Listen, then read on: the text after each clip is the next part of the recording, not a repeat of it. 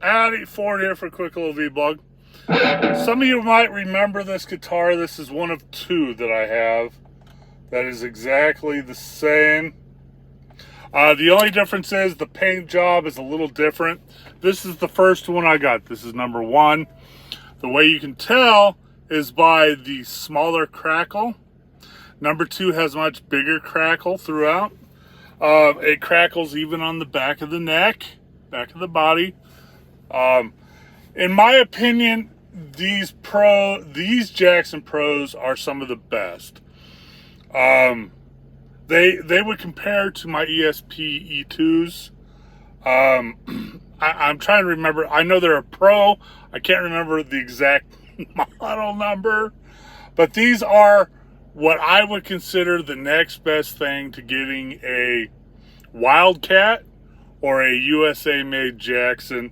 The neck is super thin and wide. A great quality ebony board. This one is a little dirty. It's been hanging on the wall for a while. My old lady doesn't like the dust, man.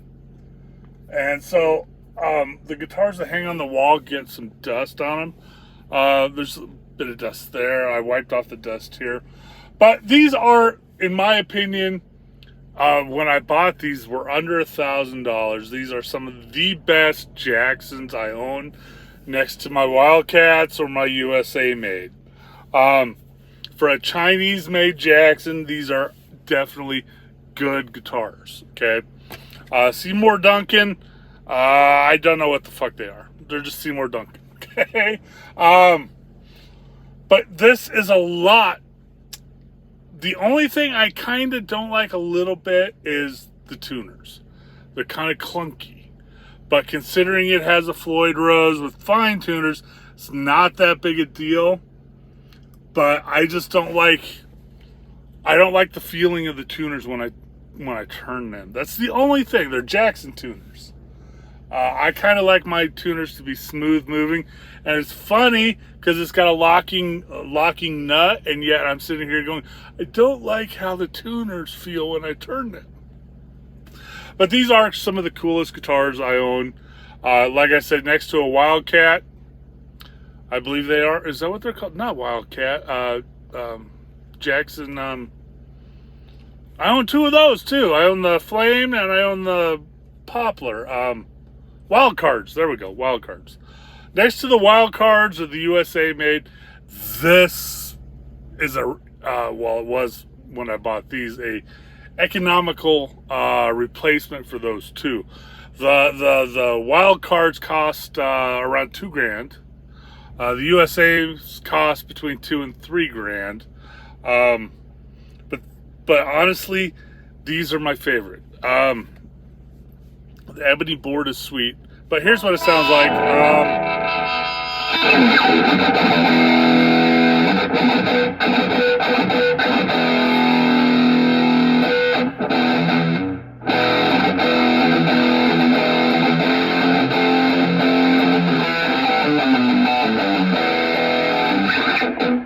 I really don't know what I want to play.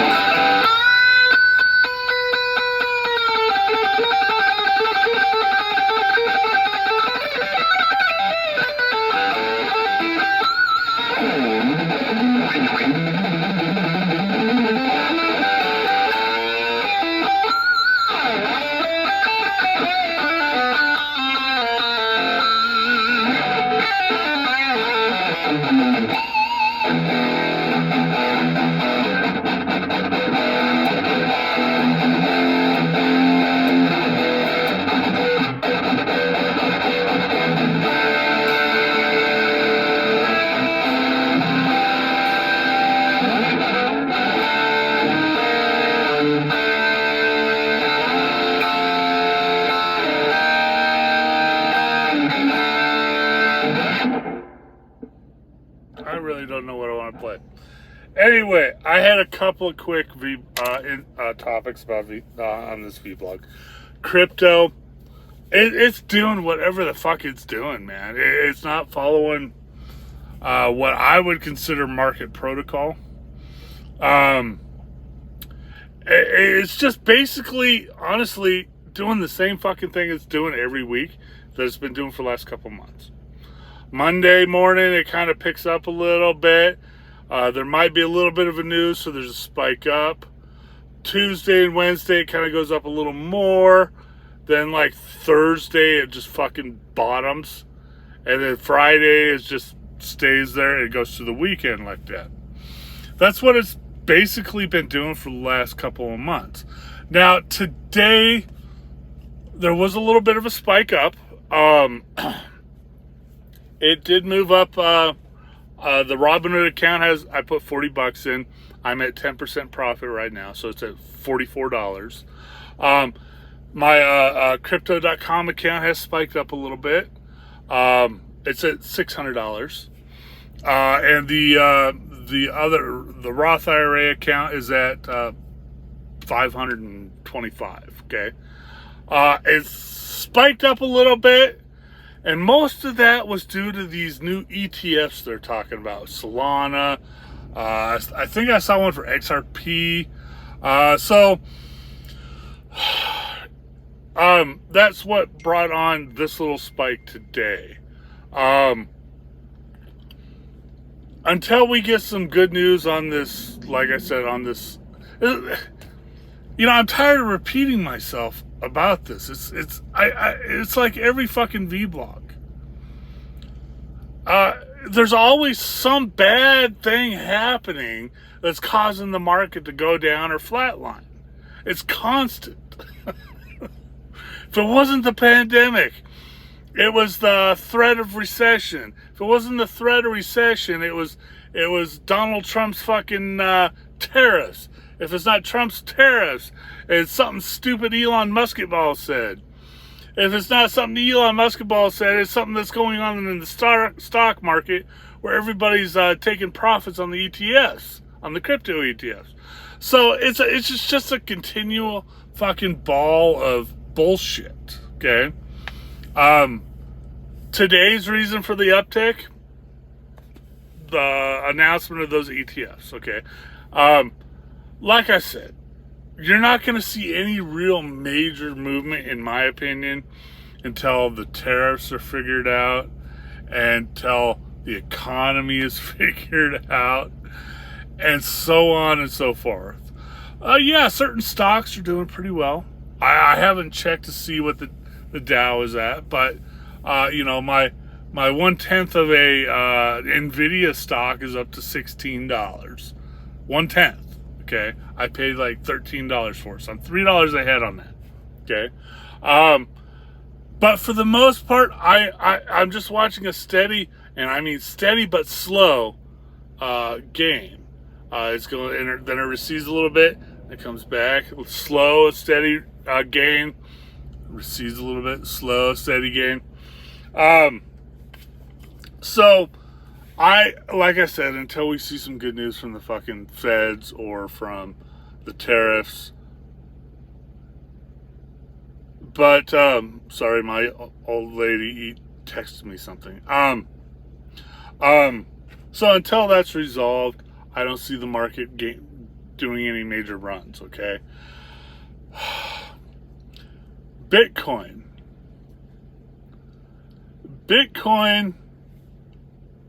I don't know what to tell you about it anymore because it's not powered by the crypto markets. It's powered by the stock market now. Okay, along with every other ETF, crypto ETF. Now, the smaller altcoins are not being powered as much by the stock market, but they're being powered by it quite a bit. So you're now, if you want to make wise decisions on what's going on, not only are you watching to see what the Feds say, but you're also watching to see what the ETFs, the stock market's doing. Okay, so keep that in mind when you're making your picks. Me, I'm just building my hodl. If the Robinhood account reaches a full 10%, I'll sell that off and readjust my positions. Okay. You're going, well, that's just $4. Yeah, I put in $4. It's like a week and a half. $4 for a week and a half. I'll take those profits. 10% is not fucking bad at all. Now, if I see the market's going to continue to keep maybe spiking up, then I'll hold off and see where I'm at. But right now, I'm at like 7.5%. And we'll just go from there. But my hodl is being built. I have shown pictures, some of the screenshots of what I am hodling for the next bull market. Prices are still reasonable now. When the market hits, I guarantee prices will not be that reasonable. So every week I'm doing my buy. I'm doing $5, $10, $15, $20 a week, bi-weekly or monthly, or whenever the fuck I have some extra cash, I'm putting it into the market. I'm building my hodl. Now somebody says, well, you know, man, if you were following the market really closely, you could have made a lot of money in the last week and a half. There are a fucking million. I don't know. Last time I checked, there was like 4,500 fucking cryptos, okay? I do not do any crypto trading outside of one of the 3 or 4 exchanges I use, okay? And so unless those cryptos are offered at those exchanges, I am not buying or selling crypto outside of those exchanges. The other thing is I personally my brain can only handle a certain amount of data before it goes fucking haywire. So I watch my favorites. I watch, I run through daily the up and comings. I go, oh, maybe I'll grab a few of those. But for the most part, I grab my ones I know I'm going to make money on, and I hodl those. Like Loaded Lions, man. Even if I were to sell now, I have quadrupled my money on Loaded Lions. So, I add to the hodl. I let you know if I put something new in there. And, I see where it goes. Now, there are plenty of older cryptos that hit rock bottom a couple of months ago and are slowly rebuilding. Some of them I won't invest in anymore, mainly because I think they've lost their mission, their reason for existing. And some I'll add here and there,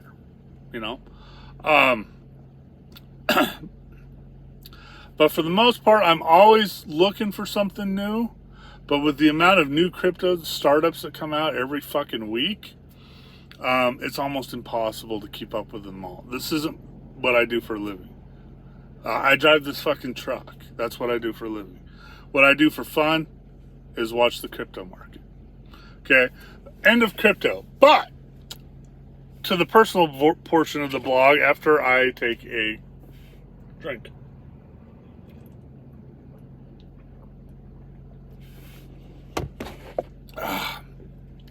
Like it is here, I just came from the house and it was hot at home. I am not a person that does well in the superheat with exercise and shit like that. Never have been. I have no problems going out in the heat. If I'm down at the river, I'm cool with that, man. But doing yard work and shit like that in the superheat is kind of a bummer for me. Because after 15, 20 minutes, man, I'm drenched in sweat. I'm a big dude. It takes a lot of power and energy to move me around. Anyway, I bought this machine. I bought a pole chainsaw several years ago by a company called Wen, W-E-N. And this pole chainsaw has lasted me all these years, never had a problem. The blade's still sharp. I still use it to cut tree limbs down. I still use it. I'm going to use it to cut the neighbor's old fence down that they left for me to deal with. It is a great little piece of machinery. So I was looking at my front yard going, you know what? I have left the yards up to the kids, and all those thousands of dollars I've spent over the last 14 fucking years, all gone to waste. I'm looking at my lawn, it's fucking covered in weeds, a whole shitload of bald spots all over the place, some big bald spots from where I threw down a weed killer and wiped out the lawn. So I go, you know what? Okay, I got to do something about this. And I'm not going to pay somebody to come out every fucking week to mow the lawn or do the yard work. It's against my religion. Like, I don't give a fuck how long I have to wait or how long it takes me to do something. I will do it eventually. And it will be done to perfection. Like painting the house. Putting up that shelf I got my old lady for the bathroom like 7 years ago. That's still sitting in the garage. When I get to it, it will be done, and it will be done to perfection. But I'm looking at the yard, and I'm going, okay, where do I start? I'm quite good. I have a green thumb, 2 of them. And it's not from just being shoved up my ass all the time, okay? So, you know, I thought back. I go, well, here's what I'm going to have to do to get my fucking lawn back to the way it should be. I'm going to have to dethatch. That means get rid of all the clumps of grass and weeds that are still left in there. You know, going to dethatch that. Then I'm going to have to aerate, which means I'm going to have to poke some. I prefer what are they called? What's it called? It's round and it's got a whole bunch of spikes out. Plug. I prefer plug aerating over any other kind. So I'm thinking I got to do that. And then it's not too late, but I can probably reseed before summer. And then I can, you know, deal with the trees and we're good to go. So wouldn't you know it, I decided to start doing this shit when it's 94 to 104 degrees outside. So I started work. I got 2 passes on the front yard with a machine I bought. It's called a dethatching aerating machine. So what it does is it's got these little claws underneath. It's like a lawnmower. It's got actually it's more like a vacuum, except instead of the roller brush, it's got these it's got a roller under there that's got like prongs on it. So it's you know, filtering and sifting through the fucking grass. And I bought that machine and it started working, and I got 2 passes and I was like fucking drenched, right? Now, my yard's not that big, but this machine takes a lot of work to fucking deal with, a lot of muscle, a lot of, you know, working with this little machine, man. Fucking coolest little machine I ever bought. Anyway, takes a lot of work. I got 2 passes done. I'm sweating my ass off. I grab a chair, go sit in the lawn for a few minutes, and I'm thinking to myself, you know, many years ago, I was down in Mississippi. It was like 110 degrees. I was picking up a load, and I was walking up to the door, and I was walking with this old black guy. I think he worked there. I don't know. And I started to pass him. He goes, "What the hell are you walking so fast for, boy?" I was like, it's cooler there. He goes, "It's going to be cool in there whether you walk slow or whether you walk fast. The slower you walk, the better it's going to be on you in the long run." And I thought about that, and I thought about that. Yeah, that motherfucker was right. So, in that heat, I took my time. I did a couple of passes, sat down, had some soda, had a beer, did a couple of passes. Eventually, it took 2 hours, but I got the front yard done. A lot of work, man. You know, I showed a picture that recycle, or yeah, I'm gonna call it recycle bin, compost bin, that you know, they come and pick it up. Fucker was packed with weeds and a little bit of dirt and fucking dead grass. It was moss. So yeah, we're halfway there. I fucked up putting reseeding because I didn't aerate, because I don't have a plug aerator. I gotta get one. But that is what I think about when I'm home from my home time. My 4 days a month, man, when I'm home, that's what I do. I work at the house. I enjoy the family. And, yeah. And my old lady takes me out to dinner like 3 or 4 times. Probably because she saw me working. Oh, no, didn't. Probably because I worked my ass off on the front yard. So, what else I want to talk about? Oh, yeah. I got that Epiphone Widow in. Beautiful copy of Gibson Widow.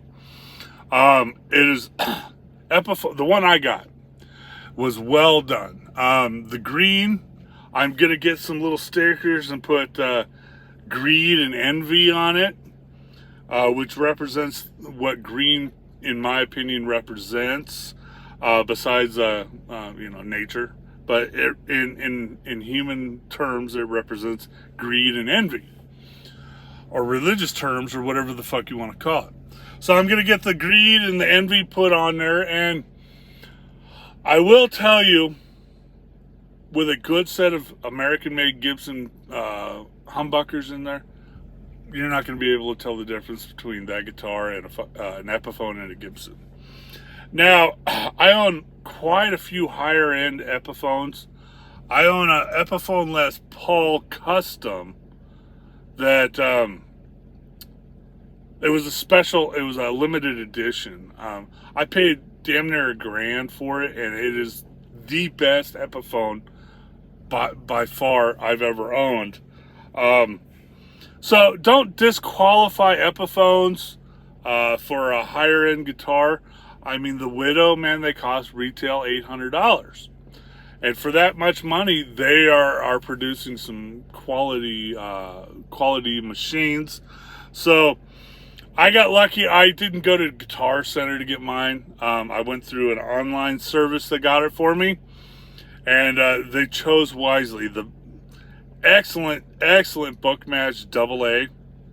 Might be single A. It's kind of iffy, but it's got a nice flame on it.